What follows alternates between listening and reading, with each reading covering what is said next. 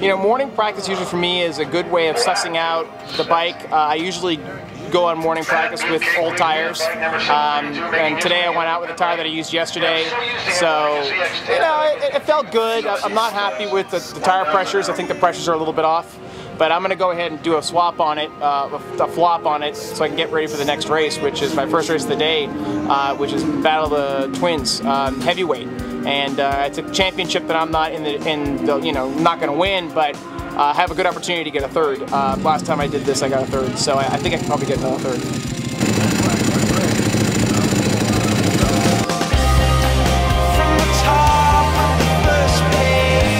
Look at Tyler Purcell on the 748. I bring that up because he is outclassed in this particular field. You've got a bunch of thousands and 1098s in this field, and he's on the lone 748 and doing quite well in third position right now. Clearly, the handling package of that Ducati working in his favor.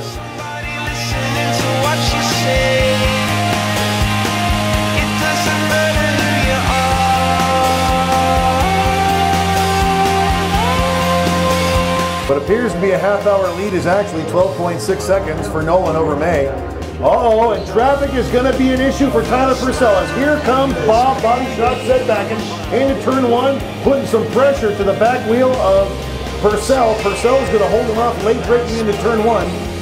Right now, Purcell has that lead over Setbacking down the back straightaway. It's about 5 bike lengths, but you can see the long legs of that larger Ducati and Setbacking start to eclipse that lead and make it about a 2.5 bike length lead as they head through the sweeper. Turn number 8 here at Willow Springs. They're going to go into the decreasing radius turn 9 in just a moment. They will see the white flag this time by. Can Purcell hold off the hard charging Setbacking? They come out of turn 9. We're going to find out here shortly. 1 lap left to go. 1 lap left to go for that battle for third. Here comes Setbacking, makes a move to the inside, gets by cleanly.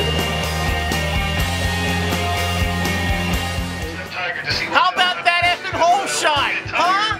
10 and 8? I should say something really bad. The lap before Bob passed me, I saw him go like this.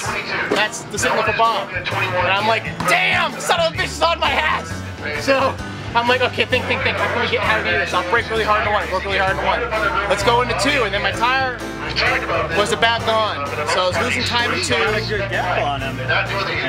Because I had the pace. And then my pace rolled off. My pace rolled off, I'd say right after like 5. My pace started rolling because I had this back protector hitting my neck, that was 1. Number 2, the tire started sliding on me, but then I learned how to control it, so I was able to stay on it. Damn, I'll get it next time, I promise. Damn, I'll get it next time. So we're going to try to make this happen. I screwed up the last race, I got a new tire this time, and we're going for third. That's what we're going for.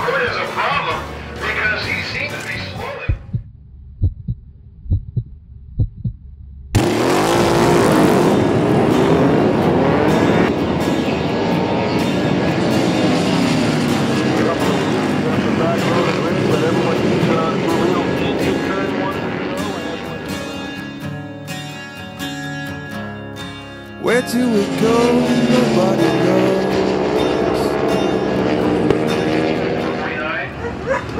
That was great.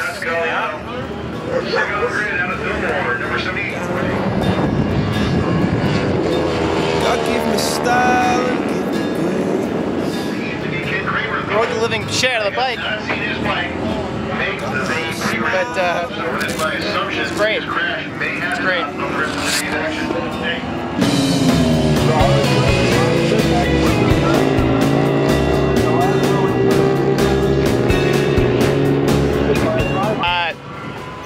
It was a great race, and obviously it was a good battle. I think that we've got some potential. I just got to work on my tire issue. You know, as a racer, you always just want to get recognized for what you're doing. I spent the entire year racing heavyweight twins, and to just get on that podium was just totally awesome to me. It was a hard race for me. Bob made a mistake, and I was able to pip him by like 0.5 of a second or something like that. It was no time at all. It was 2 bike lengths or 3 bike lengths. But it was just being there at the right time, getting around traffic quicker, and it was awesome to get third in a race where we had, you know, a bunch of 10 and 8s and 10 and 8Rs and, you know, 1000cc twins and my little 750cc twin in third place.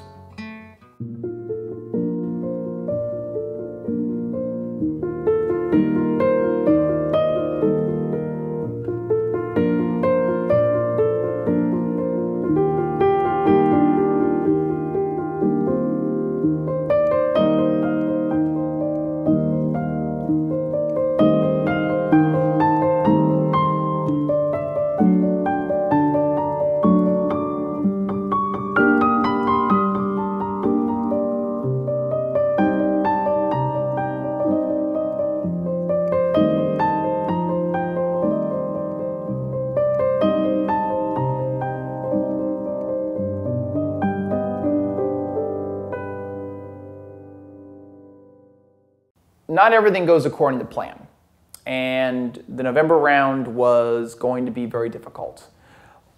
People who didn't show up early in the year were actually showing up, and the biggest thing for me was the fact that I still had some tuning to do. I still had a lot of work to do to my bike to still resolve this problem I was having with the rear end. We got it really dialed in well in October, but it wasn't good enough.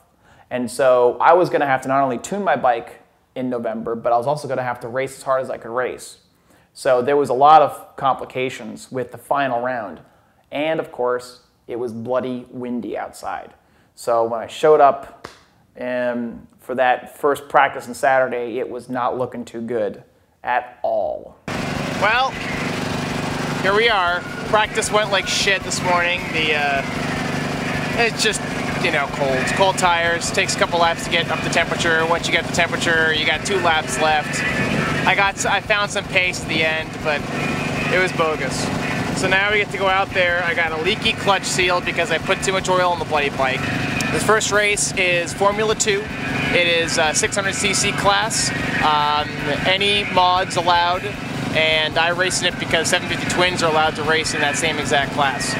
So I'm starting on the front row of the grid, and like I usually do in that class. But as I said, my best performance in that class has been 6th. So for me to get any better than 6 is going to be great. I'll be happy. I need the points, I'll tell you that much. One of the things about racing is that if you crash before the race starts, you're kind of screwed. You're not going to race. It's that simple. So for me, I was taking my time around the track and the warm-up lap for my first race. It was 50 degrees outside. It was windy. The track was cold. The tires were cold. I was cold. I was taking my time, and I got bumped into it. Basically, just got brushed, and that little bit of a brush pushed me off the track and broke my brake lever off the bike entirely, so I had no brakes. Son of a bitch broke my goddamn master cylinder. It was frustrating. It was so frustrating. Here I was in the race that I could probably win to get the points I needed to get to my top 10 position, and I was knocked out before I could even try to race that race. And that's how the day started. So I basically wiped my hands of that goal and that dream and continued on the day and did very well.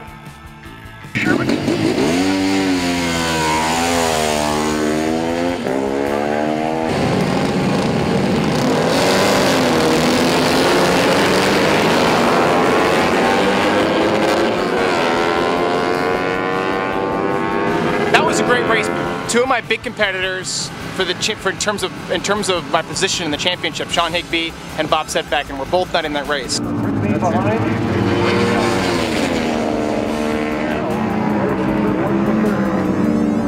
was able to beat Kenny.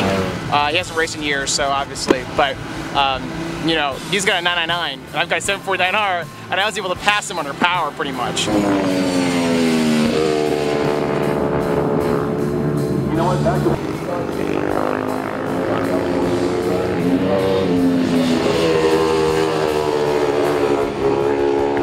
The gift shop downstairs. That'll give me a lot of points. So I'm really excited about that. So now I gotta do one more time. Same exact race, same exact people, but Sean's gonna get a better start this time, you'll watch, if he shows up, so we'll see. Tyler Purcell on the 749 with a great start from the second row of the grid.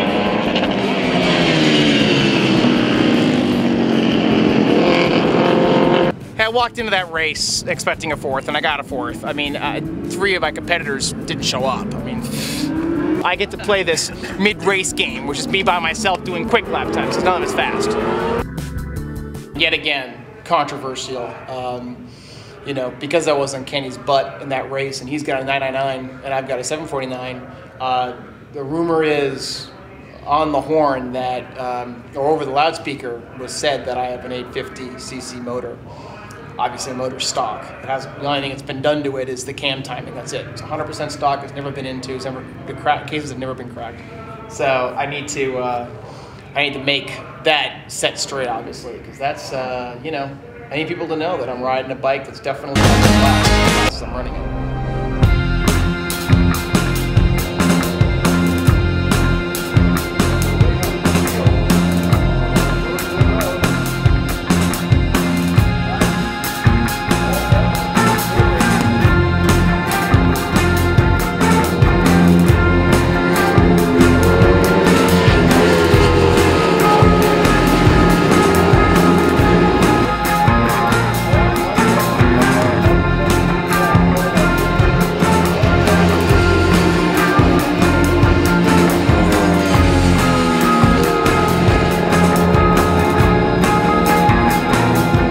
I came in after, you know, racing, and was with my friends, and you know, we were all kind of talking about the year and how things went, and you know, I look back on 2009 as being really an awesome year for me. It was truly an awesome year because I went from being a total nobody to winning a couple of championships, getting 12th overall in points out of 202 people, I believe. And it was really my first full year of racing, which is amazing. So I was really happy and psyched up with the end of 2009. And because of that excitement, I wanted to, you know, do well in 2010 as well. So I knew in my head that if I just rebuilt my 749R and left everything else alone, that I could actually do well. The problem was that would actually not be the way the cards laid out.